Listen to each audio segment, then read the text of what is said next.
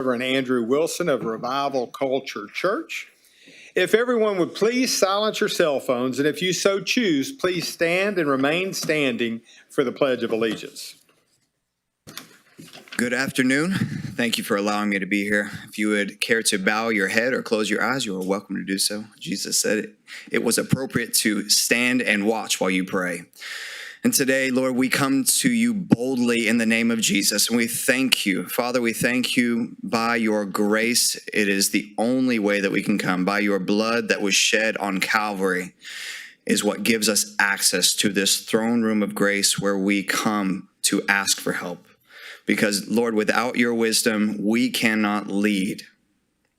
And so we simply invite you and ask you to be here with us as this meeting is conducted, Father. And I just release friendship according to your word that because we were made friends by the act of what Jesus did, now we can be friends. We can have friendship here in this city. And so, Father, I just release that. I bless these men and women of God who are doing your work, Lord. I bless them with the ability to be friends and for this city to have friendship. In Jesus' name, I pray. Amen. Yeah. I pledge allegiance to the flag of America, for which it stands, one nation, under God.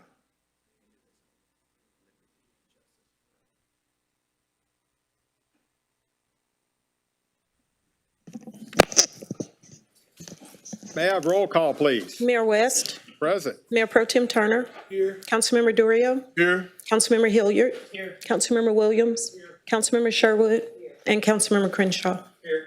Thank you. All right, today we have two proclamations, one presentation. And for those that are here for proclamations, please remember that the city needs to take pictures first, but then you're welcome to take all the pictures that you would like. The first proclamation will be recognizing October 14th, 2025 as the Beaumont Area Council of the Blind White Cane Day. Accepting will be Mr. Kenneth Simeon, Senior President of the Beaumont Area Council of the Blind, Inc. And you can certainly bring anybody that is with you as well to come up to the podium and receive the proclamation and speak as well. Thank you.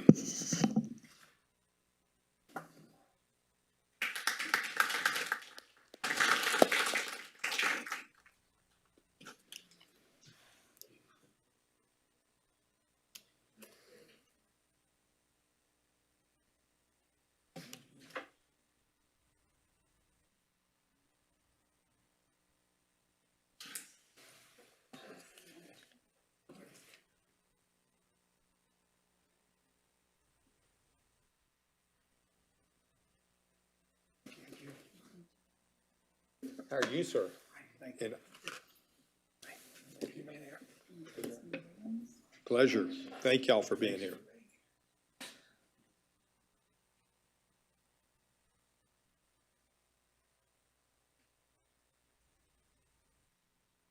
We're going to get a picture too. Tracy, we're going to get the picture. I apologize. Yeah, let's take a picture.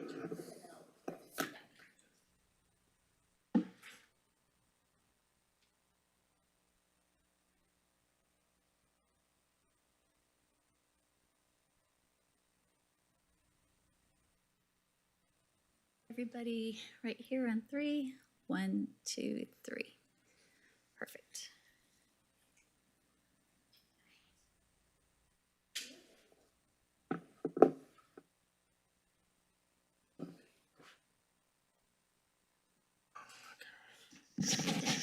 Good afternoon, Mayor West and City Council. Thank you so much for this opportunity to be here today. And we are hoping that our city would become better familiar with the white cane used by people who are blind or visually impaired. There's not a lot of us walking the streets in Beaumont because there are not a lot of sidewalks, but it's so good to acknowledge this day around the nation on October 15th every year. It's acknowledged as White Cane Safety Day for the Blind for people who are driving to be more careful and be aware of people who are pedestrians with canes, in addition to all the other pedestrians. But we'll be walking at Parkdale Mall near East Texas Freeway on October the 15th with our White Cane Walk, and it will be called our Walk for Independence. And so it'll be a good group of students and adults who are blind or visually impaired to just be out in the public and let people know that we're here. And we do appreciate being a part of the city of Beaumont. Thank you so much for this day, okay? Thank you.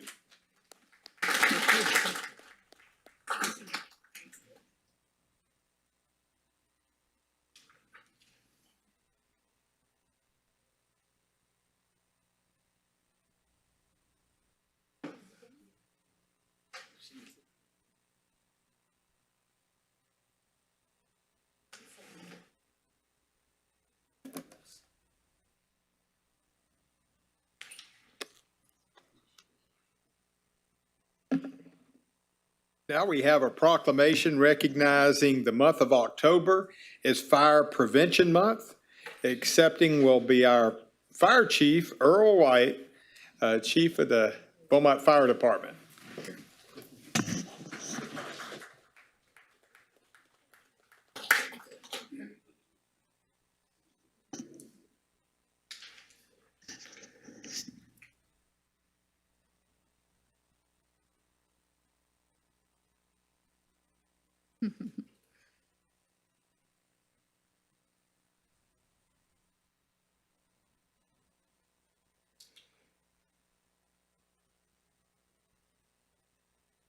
Okay, 1, 2, 3.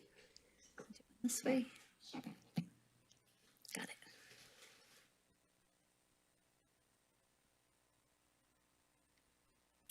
it. To council, mayor, city manager, madam attorney, thank you all so much. This year's theme, charging the fire safety, lithium-ion batteries in the home. We're not just emphasizing just batteries, but lithium-ion batteries because of their longevity.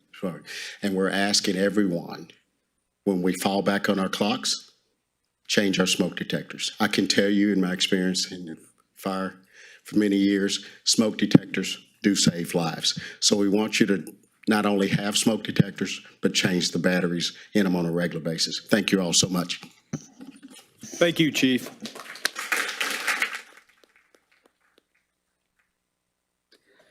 And now we have our communications report from Ms. Tracy Kinnick, the Director of Communications for the City of Beaumont. Good afternoon. I have quite a few announcements today.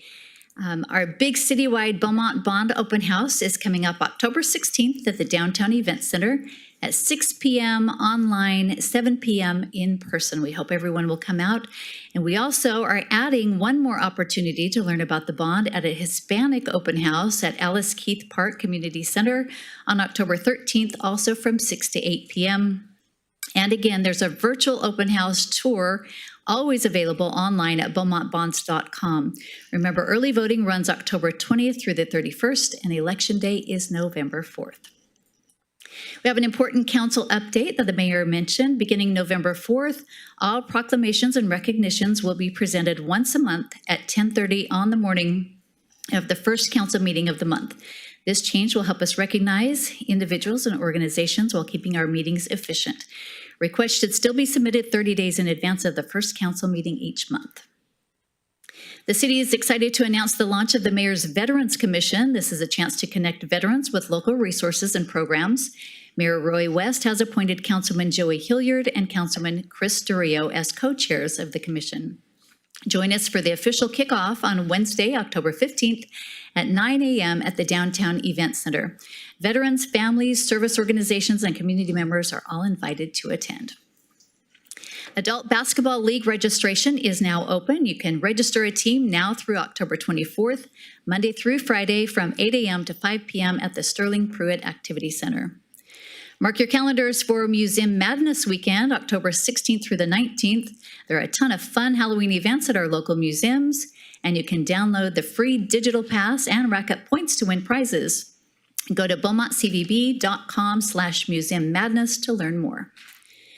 Put on your costume and head over to the Beaumont Police Department for a spooktacular afternoon of treats, laughs, and Halloween fun. Join us for our 5th annual Trunk or Treat, a safe and not so spooky event for all ages. That's Sunday, October 26th from 2 to 5 at 255 College Street. You can celebrate Halloween at the Sterling Pruitt Activity Center Friday, October 31st from 6 to 9 p.m. Come enjoy an evening of free and safe trick-or-treating and festive entertainment for the entire family. That's on Halloween night at the Sterling. And finally, the Jefferson Theater Robert Morton pipe organ is fully restored following the damage from Hurricanes Rita and Harvey. But thanks to generous grant funding from the Mamie McFadden Ward Heritage Foundation, it's back and better than ever before. Take a listen.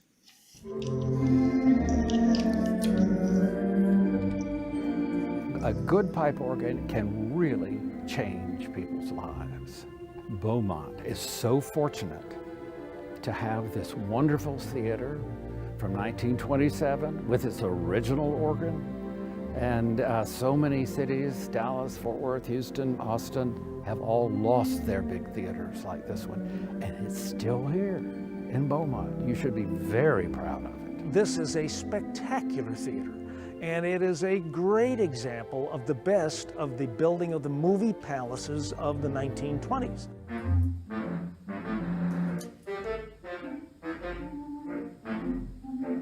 We had found out that the hurricane had damaged the chambers, and I crawled up and saw the damage, and I knew that we had a major problem. And Tom was highly recommended as the most expert with the Robert Morton organs. When Tom heard about what happened to the organ here at the historic Jefferson Theater, he knew something had to be done to repair it, and he wanted to be the man for the job. But he didn't want to just restore it to its original grandeur. He wanted to make it even better. But what was exciting was that they were willing and they wanted to have it restored, and they're keeping the tradition alive. It's our heritage. It was indeed a lot of work, and we had to find a lot of parts and things across the country, and some of them are new. And pipe organs are all built by hand. You can't just, get online and order something and just plug it in. And there was so much extra room upstairs. There was extra space on the original console to add stops. And I said, I have some of these things already. Why don't I just donate them to you? And then people lit up. And the McFadden Ward Foundation got behind the project and wrote a big check to help pay for the things that I didn't have, and it worked out just spectacularly. The organ is razzmatazz now, and it still can play soft and sweet, but now it can have a variety of tone that it never had before. And we more than doubled the size of the organ. The effect, especially the stereo effect, now is spectacular. The look on people's faces when they first experience one of these stereophonic type organs without any amplifiers, no speakers, all wind-blown pipes produce this. Well, it's once said it was the happiest sound they'd ever heard. That means the musical soul of this theater is here.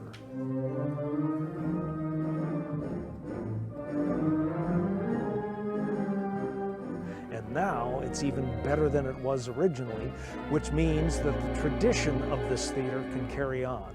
And for those of us that are gobsmacked by the world of the movie palaces and the theater organ, this is a little bit of heaven right here on earth. And you can be gobsmacked as well and hear this newly restored organ played live during a special showing of The Phantom of the Opera on Friday, October 24th at 7 p.m. as part of our 13 Nights of Halloween series at the Jefferson Theater. This is definitely one you don't want to miss. And that is all for this week's announcements. Thank you, ma'am. And for those that are here for presentations or proclamations and you'd like to leave, now's the time to do so, and I want to thank you for coming.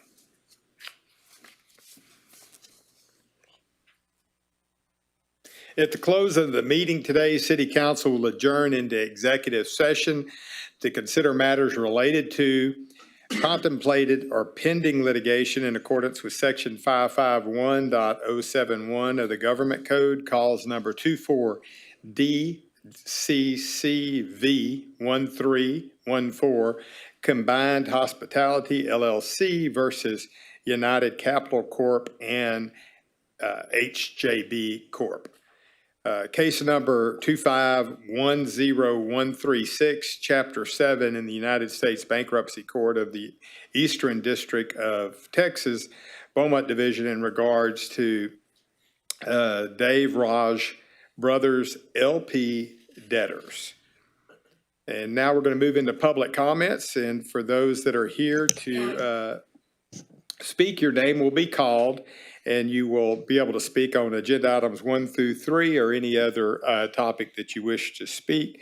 When the city clerk calls your name, please come forward and say your name and address if she has not. And you will have 3 minutes for public comments. The green light will come on when you approach the podium and the red light will come on when your time is up.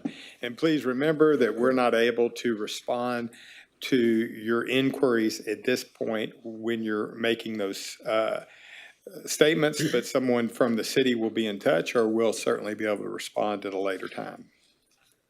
Margaret Goliath, 3430 Avalon, Beaumont, Texas.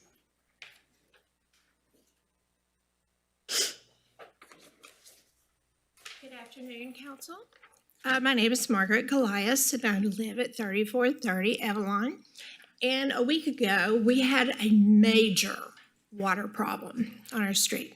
When I got home from council, it was a steady little drip that I noticed in my faucet, my water hoses and everything. But by 4 o'clock, an eyedropper could have challenged the amount of water that was coming out of my faucet. It was awful.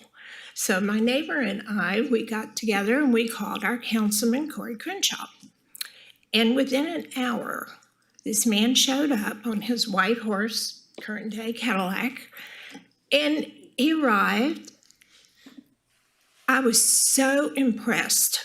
He walked up to one of the gentlemen that was moving dirt and water and grass and things. He introduced himself. He shook hands with everybody there. He was so professional, and he was really trying to find out from those workers what the problem was. And as we stood there and listened, he could have easily pitched a fit and complained, but he didn't. He listened to me and one of my neighbors that we've explained to him that this problem is an ongoing problem, particularly in this area. Now, I live on Avalon toward Longfellow, but the problem started that morning at about 23rd and 23rd and Avalon. And there was a fire hydrant that was being replaced. And as time went on that afternoon, the problem just continued down the street. So I'm not quite sure what happened, but he got to the root of it. And about midnight, our water pressure was up. Life went on as it's supposed to. And I just wanted all of the residents that I spoke with, they were just so happy. They said, "How did you get him here so fast?" That's his reputation. And I just want to tell you that we thank you. And thank you goes a long way. I know you guys hear more problems and aggravation than you do thank yous. But thank you is really what is called for here. And I know he does this for a lot of people around town. But I live on a street that there's a lot of elderly people, and they have a tough time. Getting on a computer is really hard. So, but he did a great job, and we thank you. Thank you, ma'am. Brian Dunnigan, 1910 21st Street, Beaumont, Texas.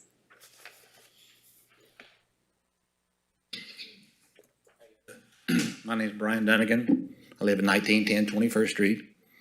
And last week, something kind of hit me a little hard. The gentleman was here, he was a veteran, and y'all gave him 10 days on his house for the dirt and all, the debris. And I'm sure it is filthy, I'm sure it is, but he's a veteran. He fought for you to be upset in that chair, to disgrace him by 10 days, and everybody knows that he's not going to be able to do it. Why don't we develop a program? Y'all are known to waste money. Why don't we develop a program that we take people out of the police station, I mean, out of the jails that can come out on good behavior and help clean these places up. You know, let's develop a program to where we help them. We don't fine them. You're going to find this man that there's no way that y'all know he can't pay for this. He's on a fixed income. We need to develop something like to fix this city, not to be, like he said, the gentleman said, y'all are bullying him because he didn't know what to do. He needs help. He don't need fines. That's all I've got to say for it. And the other question is Mr. Hilliard, this is not related to it, but if you could move over a little bit and put another chair up there, because Mike Getz don't realize he lost. He's still harassing me about last week, and it needs to stop. And I know he's watching that camera, so that's why I want to say it. He needs to sit right next to you because he don't know he has lost. Somebody needs to tell him. Y'all have a good day. Thank you. Ezekiel Garcia, 1616 Sabine Pass, Beaumont, Texas.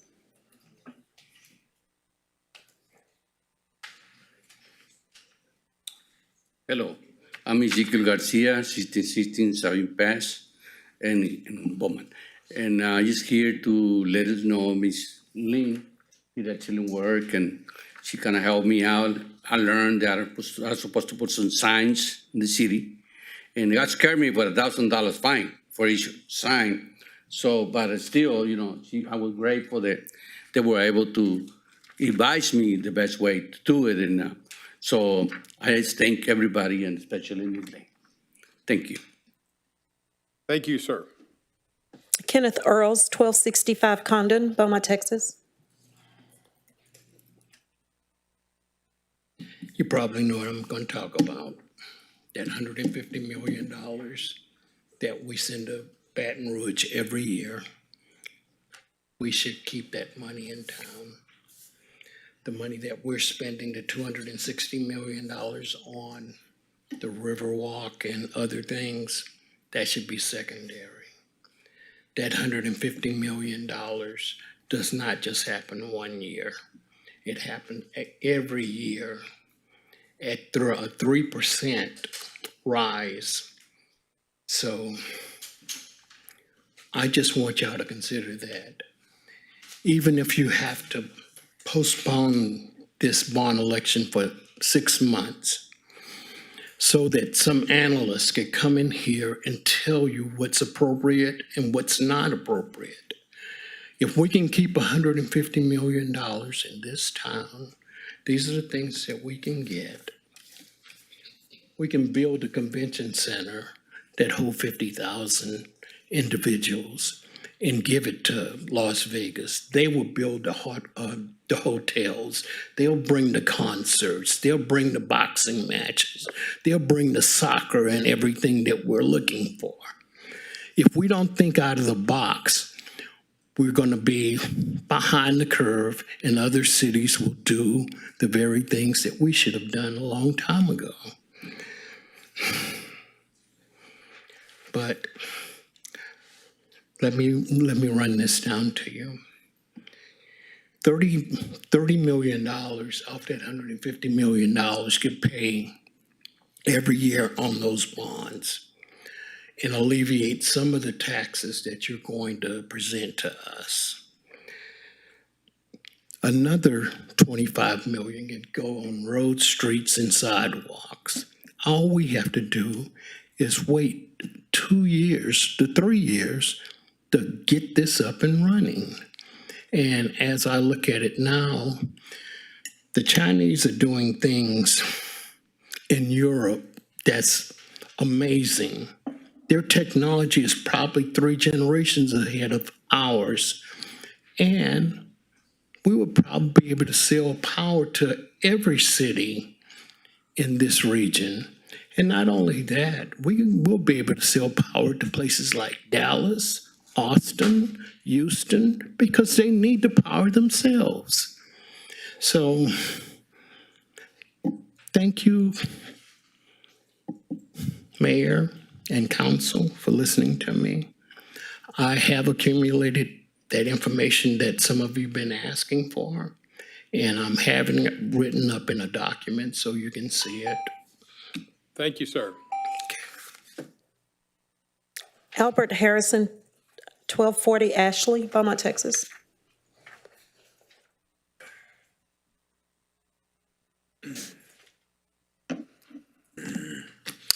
Mayor, City Council, other city employees, and other concerned citizens that are present. A little thing I need to emphasize. I have emphasized this to past city council, but for the benefit of newly elected councilmen, I'd like to say that when I or myself and Mr. Alexander come before you, we come before you as community advocates. And what I'm saying is that when we speak, we don't speak for ourselves, we speak for the community, especially the Gladys Street area. My next comment is that I would like to thank each council member for your concerns about my comments on last council meeting. And a special thank you to you, Councilman Crenshaw, for proposing a 10-day grace period for the water bill. Since that has been done, now I'd like to make a request. Since the young lady in the water department says in-house, now I'd like to know where is that money that's been collected for late charges? Since in-house, where's the money? Where's it going? Since you've been collecting it, so I'm requesting a special audit for the water department.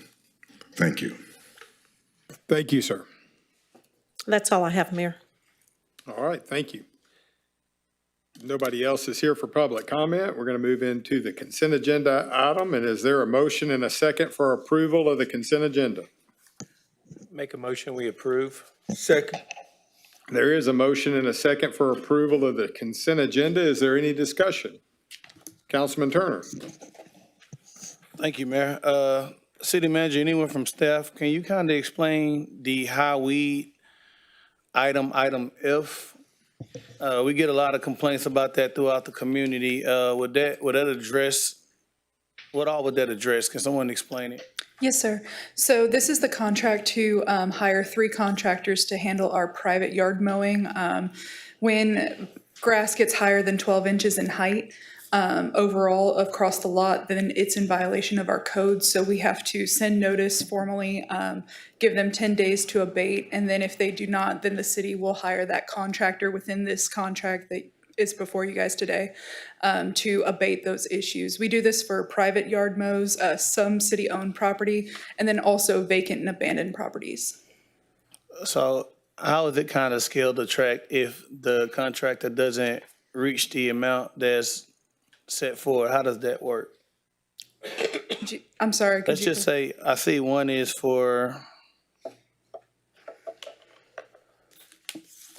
oh, like the different sections? yes, the different sections. Let's say if, do they all normally reach the entirety of how much the contract is? I see it's a decrease, but Yeah, what so. happens if it's overlap and money left over? Does that ever take place? Yeah, so approximately on average, the city spends anywhere between, depends on the season too, if there's a lot of rain that year or if there's not.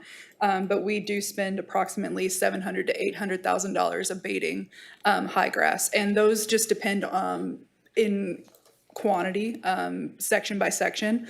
But yeah, so we spend, the contract decreased, but we do spend because it goes based on cuts.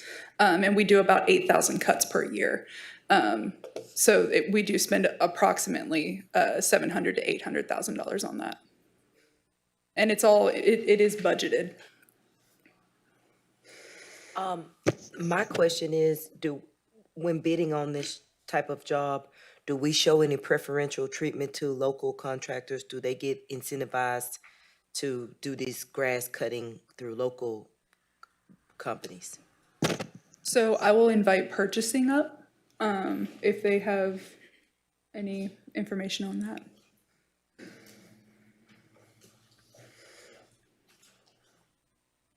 Yes, there's y'all, council has a local vendor preference policy but they do have to come with a percentage of, like, if there's another vendor from Nederlander, they have to come with a certain percentage of the cost bid to be able to be considered for that. They also have to fill out the paperwork and meet the guidelines that council has laid out.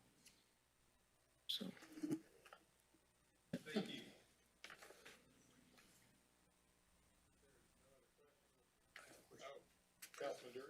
On H, the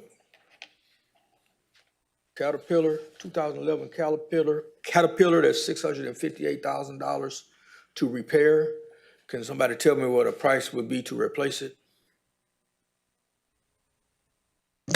Our fleet manager, Jeff Harville, is here that may have some more insight on those replacement costs.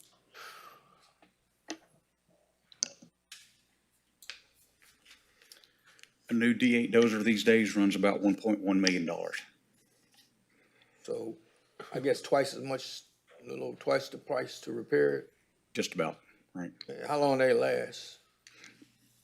Well, we get a 3-year, 3,000-hour warranty with it. The last rebuild this dozer had was in 2018, I believe. So here we are 8 years later. Okay. I was just wondering, that's a lot to repair it, but all the professionals. All right. Thank you, sir. Okay, one more question, Mayor. Yes, sir. Councilman Dury. Do you have any idea on the opioid litigation, how much the settlement is going to be to the city of Beaumont? No, sir. Okay, thank you. If there's no other discussion, all in favor of approving the consent agenda, please signify by saying aye. Aye. Any opposed? The motion is carried. Mr. City Manager, would you please, may we have the reading of item number 1? Yeah, thank you, Mayor. Council consider resolution accepting maintenance of the street, water and sanitary sewer improvements in Bellechase West Subdivision, Section 2. And it comes to a recommendation of approval of the resolution. Is there a motion for item number 1? So move. Is there a second? There is a motion and a second for approval of item number 1. Is there any discussion? All those in favor of approving item number 1, please signify by saying aye. Aye. Any opposed? The motion is carried. Mr. City Manager, may we have the reading of item number 2? Council consider a resolution accepting maintenance of the street, storm sewer, water and sanitary sewer improvements in Montclaire Subdivision, Phase 3, Section A, and it comes with the recommendation of approval of the resolution. Is there a motion for item number 2? So move. Second. There's a motion and a second for approval of item number 2. Is there any discussion? All those in favor of approving item number 2, please signify by saying aye. Aye. Any opposed? The motion is carried. Mr. City Manager, may we have the reading of item number 3? Council consider a resolution authorizing the city manager to execute change order number 1 to the contract with SETEX Construction Corporation of Beaumont, Texas for the 23rd Street Sanitary Sewer Trunkline Rehabilitation Phase 1 project. And it comes with the recommendation of approval of the resolution. Is there a motion for item number 3? So move to approve. Second. There is a motion and a second for approval of item number 3. Is there any discussion? Yes. Yes, Councilman Hilliard. So one of the things I see a lot of is this Southeast Texas construction company. We have a lot of change orders from them. Can you, Molly, kind of enlighten me as to why we have another one? So this is the work that is to replace a section of 48-inch diameter sanitary sewer line on 23rd Street. And when we got in, when they got into the excavation and realized that they could not preserve the structural integrity of the pipe, once they got in there to place that manhole, that is what this is a material change to remove that 6-inch diameter precast concrete manhole and replace it with an 84-inch diameter precast manhole that has a doghouse on it so that we can make that connection preserve the structural integrity of the pipe that we're connecting to so that we can expedite this project and get out of this hole. And so to speak for SETEX, one of the things that has come up, they are a local company, and they very aggressively bid the work that is done, that we have available, that they are qualified to perform. Some of these jobs that they are bidding on, they're kind of gnarly, for lack of a better term. And so there are surprises once you get into that excavation that, could we have had a better design going in and designed it with this type of manhole? Possibly. We did not anticipate that the pipe that we were connecting to was going to be as finicky as it is. But it is, this is a major discharge line for a good significant portion of the west end of Beaumont. So it's a very adverse condition. And so we're trying to, by changing this material out with this new manhole, finish this project as expeditiously as possible. Okay, thank you. Any other questions or discussion? All in favor of approving item number 3, please signify by saying aye. Aye. Any opposed? The motion is carried.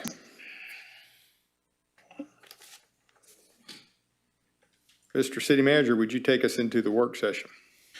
Council to review and discuss the recent passage of Texas Senate Bill 1008, changes to Chapter 437 of the Texas Administrative Code and the impacts to city health codes.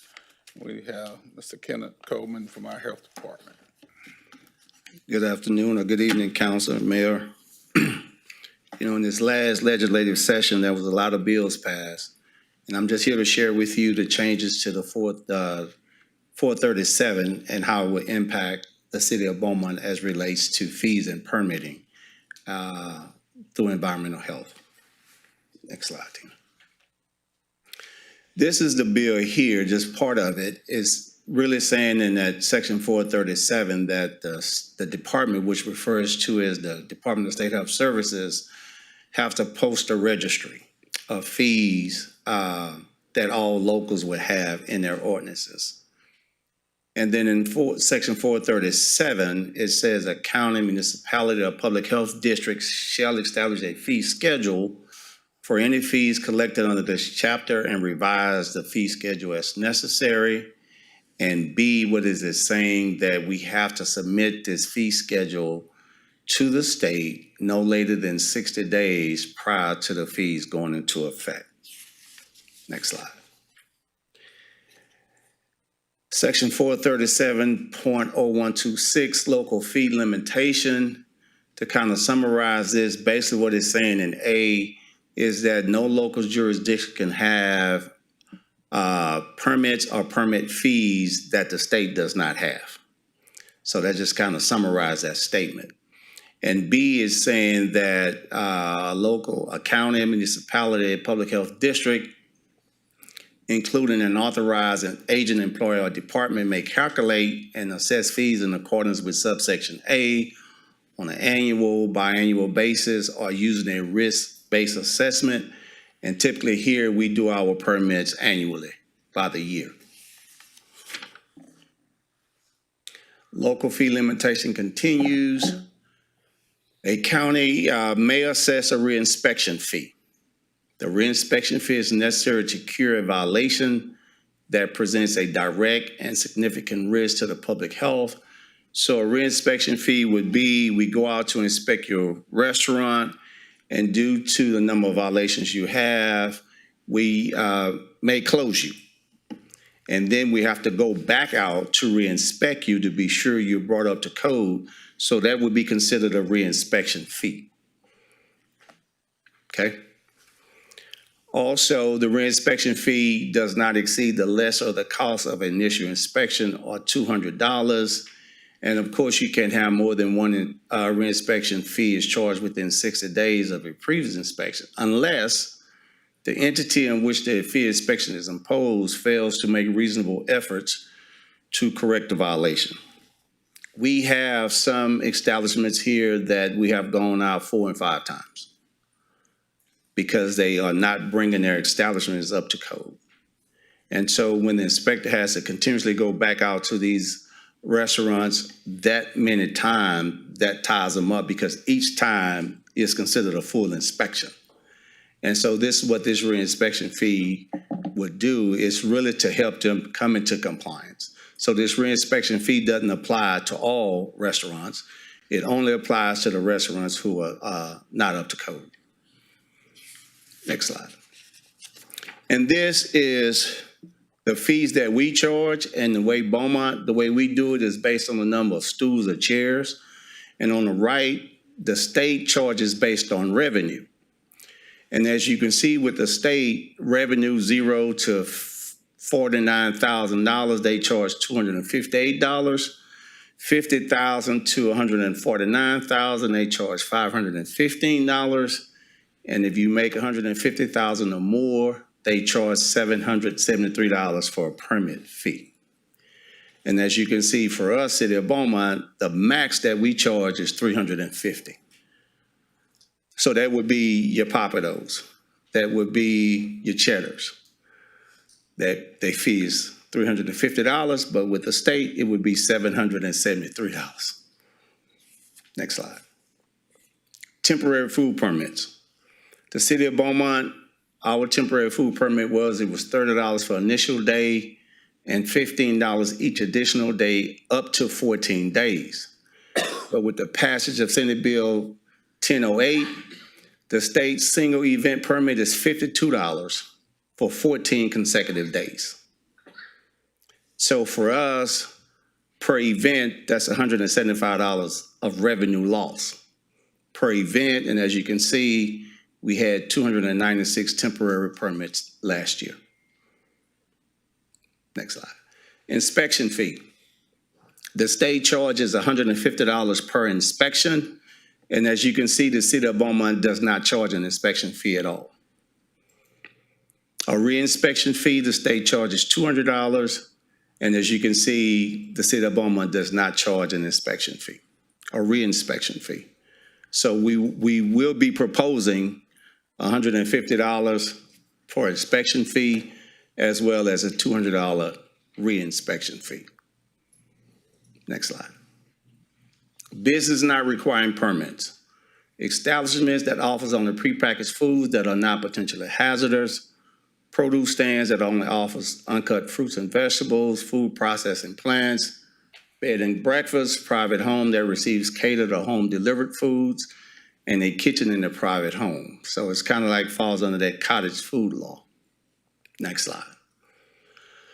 Organizations are exempt from permitting if they are licensed by the state, inspected and permitted by the city, county, or public health district.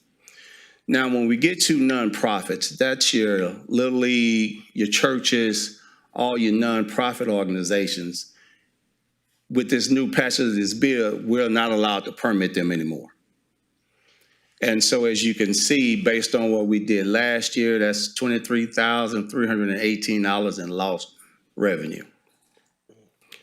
And so when we talk about churches and all these 501c organizations that we no longer have oversight, it will cause some concern within the city when we're talking about feeding the homeless. And so no, we no longer have oversight over churches. Can't permit them, can't inspect them. So we will see an increase in that activity. Also, we're no longer able to inspect daycares, nursing homes, and assisted living homes. That's all, that now is under authority of the state of Texas to do those inspections. And as you can see, the amount of money in lost revenue, which is not my main concern.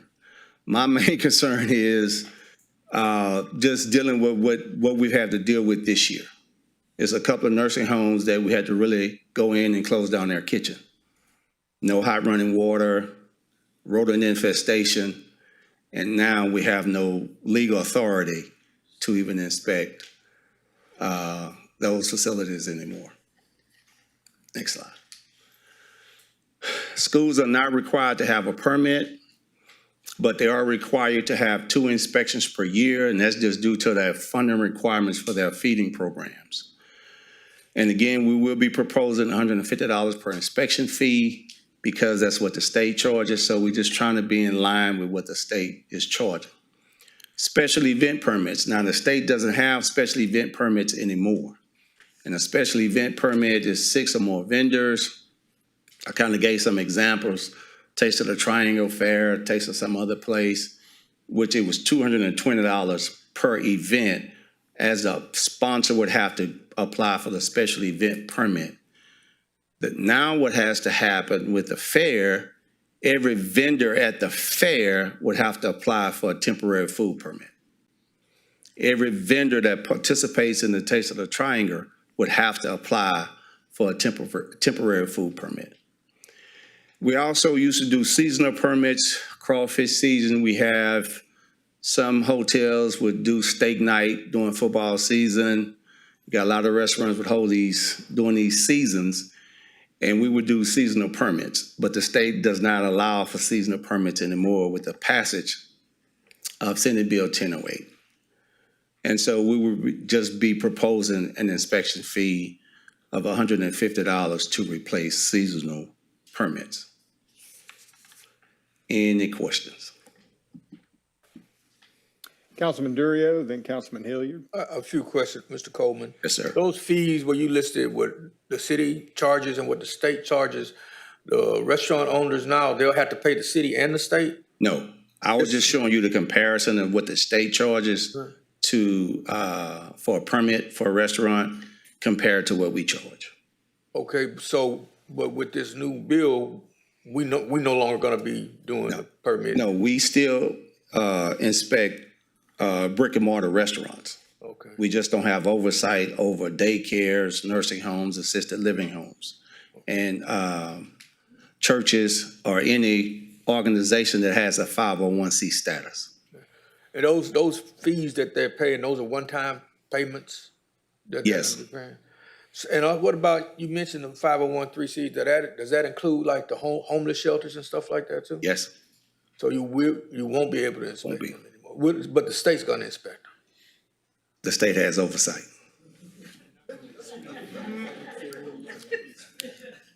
Okay, man. Thank you. Councilman Hilliard? So even if you know that this place has a potential to harm elderly or children, there's nothing except report it to the state that can be done?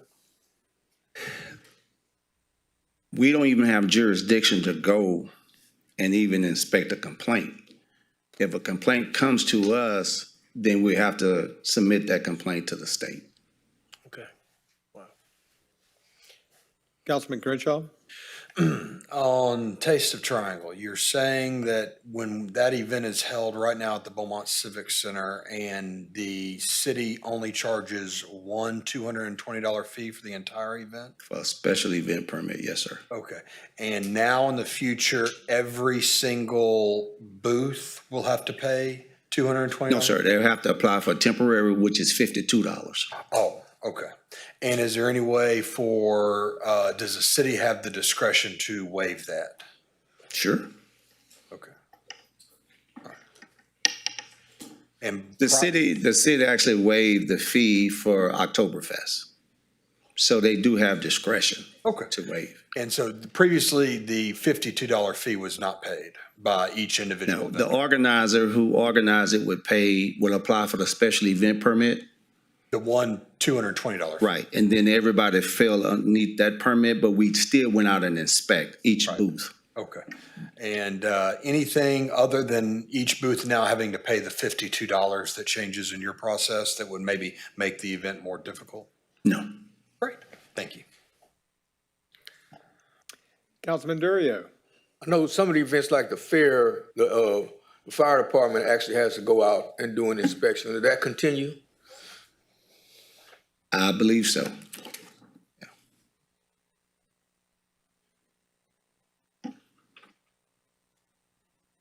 Appears there's no other questions. Mr. Coleman, thank you very much. Thank you. Thoughts, everything on the work session. At this point, we're going to move into council member comments, and we'll begin on this side. Councilman Crenshaw. Thank you, Mr. Mayor. I had several calls this morning regarding some questions about our meeting on Friday.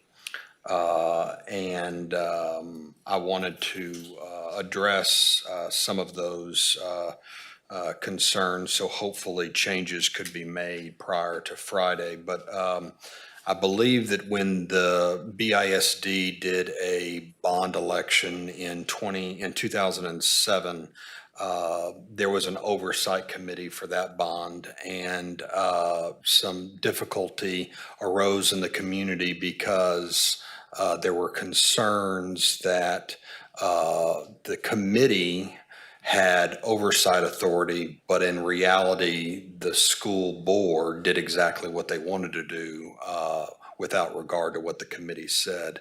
So I am asking that when we do the bond oversight committee that is now on the agenda for Friday, if we could please look at not using the term oversight, because I think that I don't want anyone concerned about what happened in 2007 to carry on until now. And so I would think that we need to have a bond committee name that does not use the term oversight, so that there's not any confusion with the public as to what the role of the committee is. So that's just a concern that came up, and I think that it is, makes sense. So I would ask that moving forward, if this council considers a committee, that it not use the term oversight. That said, that's all I have. So just to kind of clarify, the term, I guess the name Bond Oversight Committee is just kind of like a term of art that's just kind of been adapted. Other cities and other entities, when they create it, that's the term that they use. A entity, an elected board, cannot shift responsibility to another board. So any committee that's created, regardless of what you call it, is going to be advisory. Their sole purpose would be to, foster transparency, communication, and accountability, review, and make sure the progress, the projects progress necessarily. But the ultimate responsibility for allocation and delegation would rest with the body, city manager and council. I completely agree, and I'm concerned that the term oversight makes the public think that the committee has oversight authority. So I would just ask that if we're going to have a word other than bond advisory committee, that possibly it be bond transparency committee or bond accountability committee, or something that doesn't imply that the committee is taking over the role of what ultimately will be the role of the council, which will be oversight. So again, these are concerns that were raised to me that after hearing them, I think, not everyone has the history going back to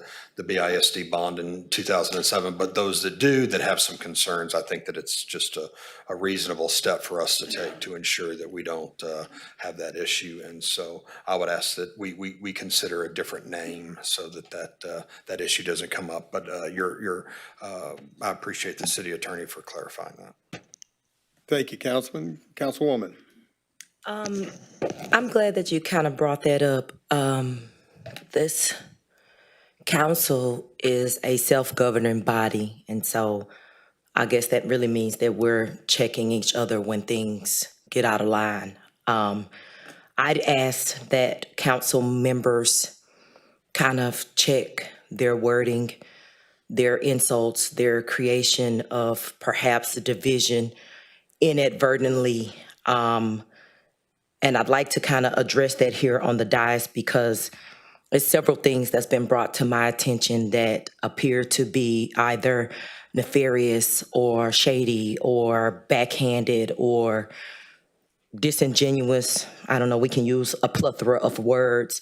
And while I'm not 100% familiar with committee creations and regulations in an effort to be transparent, maybe we need some education on what committee creation looks like.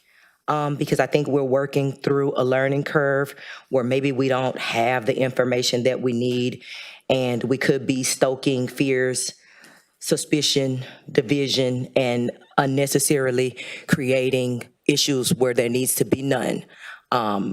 So I don't know if anybody can speak to that, but we probably need to address that, and I'd like to see my council members kind of working together to make sure that we're keeping our community a little more unified. That's all I have, Mayor. So Councilwoman Sherwood, I'm assuming you're referring to the bond committee as well. So Chapter 2 of your ordinance does outline how boards and commissions are created. Specifically, it tells you that if a board or commission is created and it doesn't have a designation or a specific way how it's presented, then it outlines that the council will appoint, and then the mayor will appoint an odd number. And if the ordinance doesn't say who appoints the chair, then the mayor also assumes that responsibility as well.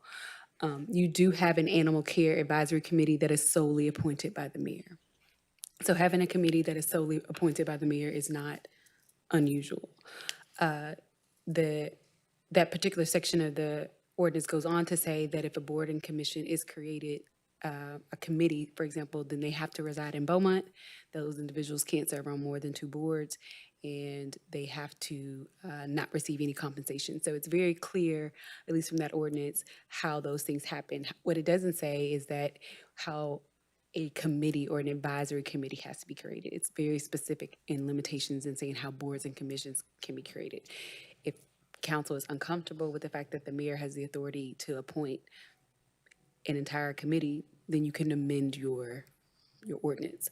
But like I said, there are committees that are solely appointed by the mayor. There are the planning Board of Adjustment. Which one? There's one that he appoints heavy. I think it's the Board of Appeals. I believe it's Board of Adjustment. Board of Yeah. Adjustments. You shook your head no, Demi, and I knew I was right. Yeah. So there's also the Building Board of Appeals, I believe, is also appointed by the mayor. Your Animal Care Advisory Committee is appointed by the mayor. So there are several committees that are solely appointed by the mayor. So this is not a abstract or abnormal creation, but that is available in Chapter 2 of your ordinance. You're welcome. Thank you. Councilman Williams? No comment. Thank you, sir. Councilman Turner? Yeah, just for me, I wanted to get into the Chapter 2 definitions, because one of the biggest things is when we throw things out there on social media and we don't put all the facts out, that can cause a lot of distrust and issues we have in our community. And not only do we throw things out there, we throw portions of what the actuality is. And that's just as bad as not being honest. So my thing is, if you want to change the ordinance, as a council, we have the authority to change the ordinance. That's the move we want to make. That's what we should do.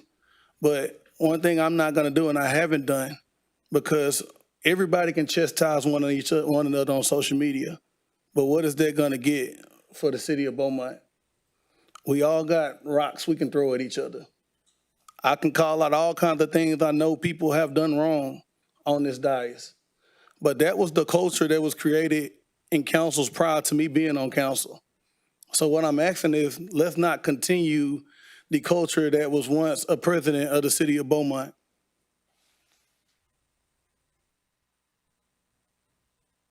Because people could throw punches back if punches will continue to be thrown.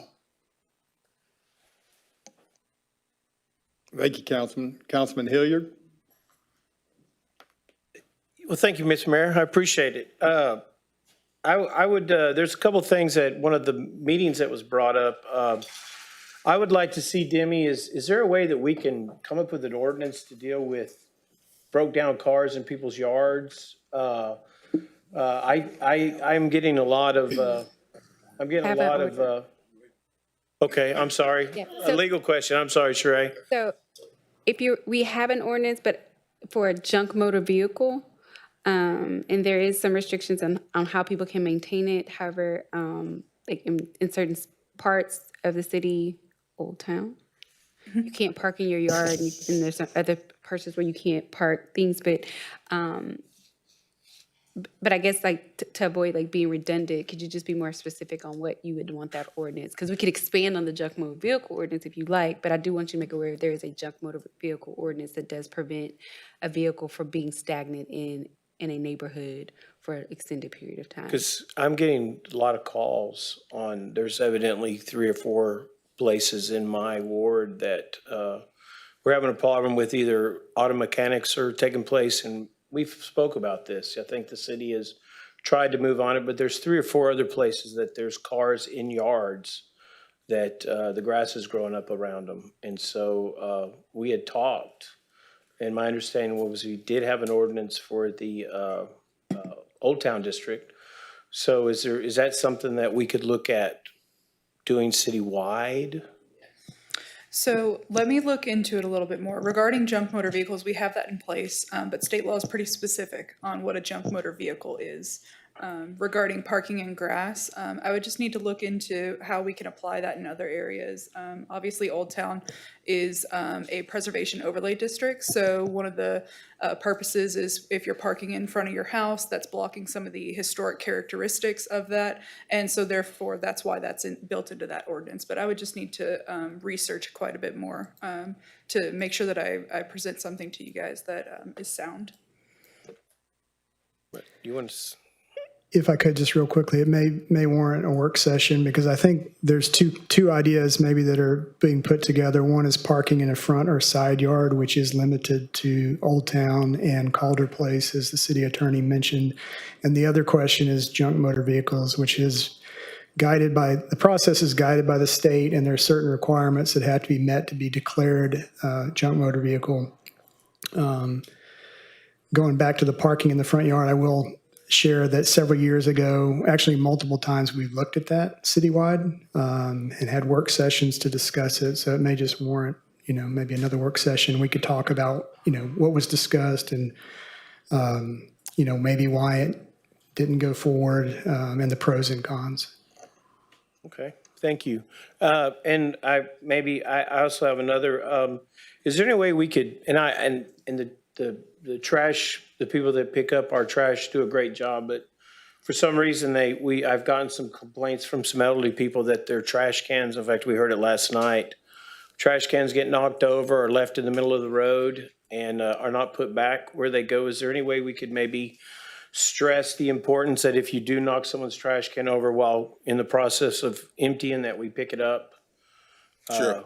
And maybe. Sure. Okay. In the past, they've really done a great job. Yeah. It's one of the least complained on departments we have. Absolutely. So I was very surprised last night Well, so we get anything, we'll be glad to rectify it, or we'll talk with Fernando about his department doing that. Okay, that's it. That's all I have. Thank you. Thank you, Councilman. Councilman Durio? Yeah, I just recently had to deal with some of the junk cars. And people just need to know that it has to go, before we can go and get it, it has to go through the legal process. We can't just go on property if they call us because something been there too long and go on there and just take it. That's what's told me. But they did have one though, and I told Demi, thank you, I think at the last meeting, one that was kind of dangerous. It was an old abandoned RV and kids was trying to go in there and play, and they expedited it and they got it out of there a little faster. But like I said, it is one, and it does work, but people just have to realize if they call me and say that car been parked there for a month, I can't call somebody and go pick it up that day. It might take another month before they get it out of there. Also, as far as garbage cans, sometimes when they picking up the heavy trash with the scoops, they leave a deep hole in the ground where they pick the heavy trash up from. Now, I've called ACM Ellis, and they usually send somebody out there to fill those holes up. But if we could get them, at least if they could make a note of it while they're picking it up, where somebody could go behind them and fill those holes back up. Because some of them right on the side of the road, if your car run off and go in that hole, you can mess your car up. So I guess it's just a matter of paying attention. Also, Mr. Alfred has mentioned water department audit, and understand that we had one of those is in process now or just completed. Any idea on when that'll be presented to council to look at? I got the report, read the report this week. We're gonna meet as staff, as an organization, and hear a verbal report and then start strategizing. And then we'll give that report to city council. Okay, thank you. And also, the most important thing, Fire Fest was this past weekend, and it was great. It was outstanding. It was well attended. And yours truly, Councilman Durio, cooked over 1,000 hot dogs by myself. And they were good. But it was very well attended. The kids had a great time. My twins came out there and they had fun. They even set up a little obstacle course for the kids to go to. Fire department obstacle course for the kids to go through. So it was very well attended. Good job, Chief White, as usual. That's all I have, Mayor. Thank you, Councilman. Madam City Attorney. So Saturday was full of events in Beaumont. Started with Fire Fest. Great job, by the way, Councilman Durio. Went to Lamar's football game. They had a good win over Nichols, so that was fun. And then ended with Oktoberfest. It was amazing as usual. Good job to Emily and her staff and all the individuals that participated. So it was a lot to do in Beaumont, and I'm just super proud of our city and all the things that they accomplished this weekend. Yes, ma'am. Thank you. Howdy. So 2 quick updates. Tomorrow, there will be, TxDOT has reached out. They want to have a follow-up meeting. This is the signal study that they are undertaking for the traffic signals on Interstate 10 in that construction area. So anyway, it's just a follow-up meeting. I hope to hear some good news, but we'll be keeping an eye on that. Also, next week, we will be restarting our Luma Tracker study, and this is a citywide study of all of the streets and the street lights and identifying areas that need more illumination. We'll also be posting this to social media. There will be a truck. It will have city placards on it, but it will be a slow-moving truck going up and down these residential streets. So we want to make sure that the citizens are not alarmed. If they see this vehicle, their homes are not being canvassed for anything. This is a survey of the street lights, and it can only be done at night, of course.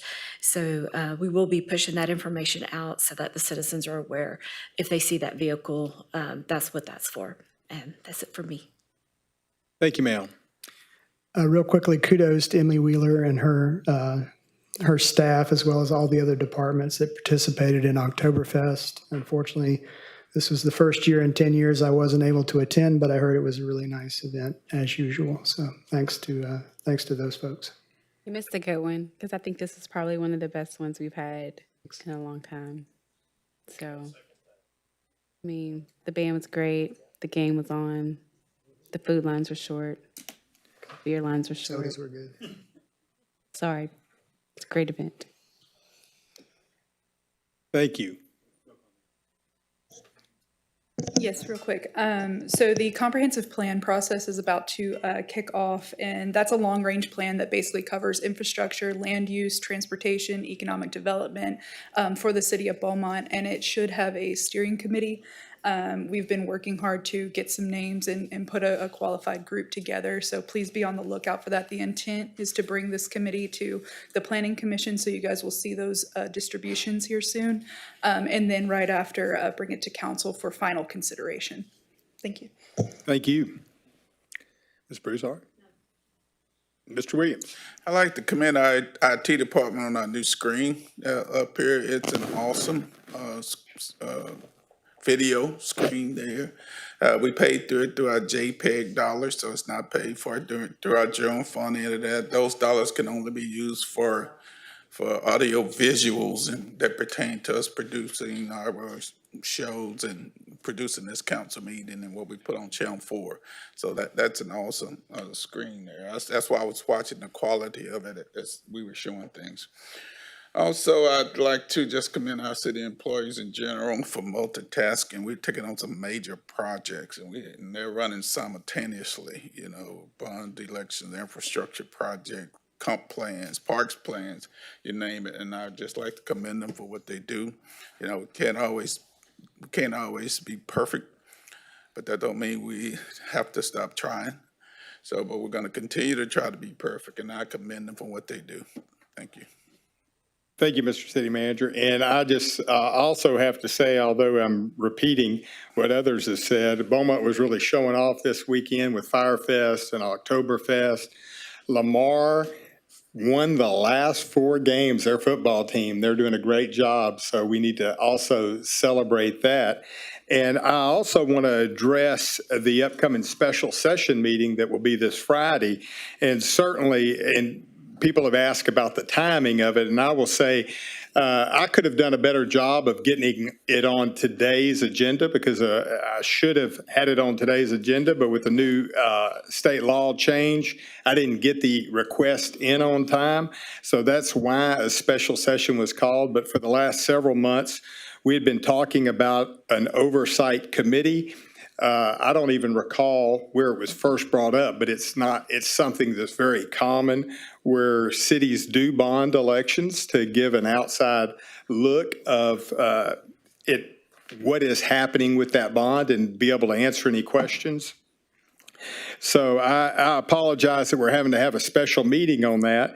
In terms of the reason that I chose that committee is it was a timing issue. Again, I should have prepared better, but I continue to learn as we do new things here, and that are respected members and well-known members in this community that I think are above reproach, and I think they have the voice that if they were to see any concerns, they would certainly speak up, because these are people that have a lot of influence in our community and are very involved in our community overall. And I also would like to say, because I feel like I know I've been interviewed by 2 media outlets today, the council not having any say in this. Clearly, we're having a special meeting on Friday. So the council has absolute say in who's going to be on this committee. They weren't invited to submit names only because of the time factor. And but I believe that the names, I think all of them are certainly well-known, well-respected, and have been voices in the community and will continue to be. So I apologize about all the media that we've had, but it's part of city government at times. So I certainly appreciate everybody being here today, and we are